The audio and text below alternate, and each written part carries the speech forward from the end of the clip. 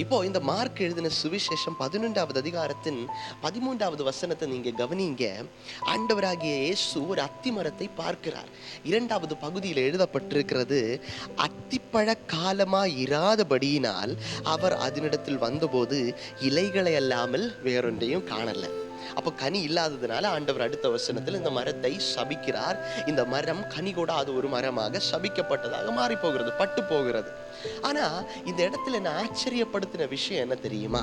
அந்த வசனத்துல தெளிவா எழுதப்பட்டிருக்கிறது, அது அத்திப்பழ காலமாய் இருக்கவில்லை. அப்ப நான் ஆண்டவரை பார்த்து கேட்டேன், இயேசுவே நீங்க அந்த அளவுக்கு அநீதி உள்ளவரா? அத்திப்பழ காலம் இல்லை, அதனால அதுல பழம் இல்லை, ஆனாலும் ஏன் நீர் அதை சபித்தீர்? பதில் அடுத்த பகுதியில் இருக்கிறது, அவர் அதனிடத்தில் வந்தபோது இலைகளை அல்லாமல் வேறொன்றையும் பார்க்கவில்லையா. இந்த அத்தி மரங்களை குறித்து ஒரு காரியத்தை நம்ம விளங்கி கொள்ளணும். அத்தி மரங்களுக்கு ஆஃப் சீசன் உண்டு, ஆன் சீசன் உண்டு. பழங்கள் காய்க்கிற காலங்களும் காய்க்காத காலங்களும். பழம் காய்க்கிற காலத்தில் இந்த அத்தி மரத்தை நீங்க பார்த்தீங்கன்னா அதுல இலைகளும் இருக்கும், கனிகளும் இருக்கும். அதே நேரத்தில் பழம் காய்க்காத காலகட்டங்களில் நீங்க பார்த்தீங்கன்னா கனியும் இருக்காது, இலையும் இருக்காது. இப்ப இயேசு இந்த மரத்தின் இடத்துல வரும்போது இந்த மரத்துல பார்த்தா இலை இருக்கு, ஆனா கனி இல்லை. உண்மையிலேயே கனி இருக்கிறது மாதிரி ஒரு வேஷம் இருக்குது, ஆனா கனி உண்மையிலேயே இல்லாத ஒரு அனுபவம். அநேக நேரங்களில் நம்முடைய வாழ்க்கை இப்படிதான் மாறுது.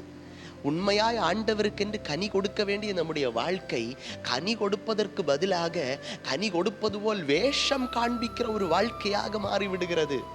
சபையில நம்மளை பார்த்தா நல்லா ஆராதிக்கிறோம், நல்லா ஜெபிக்கிறோம், உபவாசிக்கிறோம், எல்லாத்தையும் செய்கிறோம், வேஷம் சரியாக இருக்கிறது. ஆனால் உள்ளுக்குள்ள ஆராய்ந்து பார்த்தால் கனி இல்லாத ஒரு வெறுமையான அனுபவத்தில் நம்ம இருக்கிறோம். இயேசு கூட வேத பாரகரையும் பரிசேயரையும் பார்த்து இதை தான் சொல்றாரு, நீங்க நல்லா ஜெபிக்கிறீங்க, நல்லா வேதத்தை வாசிக்கிறீங்க, எல்லாம் ஓகே, ஆனா கனி எங்கே? இன்னைக்கு ஆண்டவர் சபையை பார்த்து சொல்லுகிறார், வேஷத்தில் அல்ல கனியைத்தான் ஆண்டவர் பார்க்கிறார். ஆண்டவர் நம்முடைய சரீரங்களை, நம்முடைய வாழ்க்கையை பார்க்கும்போது கனி கொடுக்கிறது மாதிரி ஒரு வேஷத்தை காண்பிக்கிற வாழ்க்கையா நம்ம மாறுகிறோமா?